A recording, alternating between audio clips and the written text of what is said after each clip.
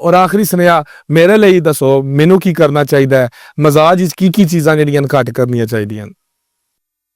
नहीं तुसी माशाअल्लाह जी बहुत सोहना बोलदे, अल्लाह ताला आदल जट साहब तुहानू कामयाबी देवे। आमीन। ते बहुत सोहना काम कर रहे हैं तुसी। तुहाडा मां प्यो जिंदा है? वालिद जिंदा, वालदा फौत हो गए।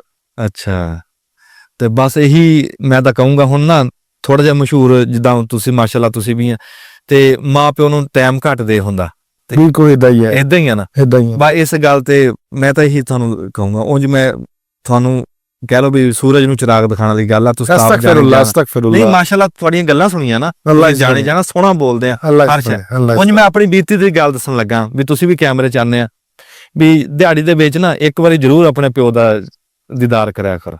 इदा वादा हो गया हाँ इंशाल्लाह। बस यही फोन ते दीदार माशाल्लाह फोन आ गए, जिल्लै दा दिल करे उब होनी चाहिए, दीदार हो जाता हो जांदा।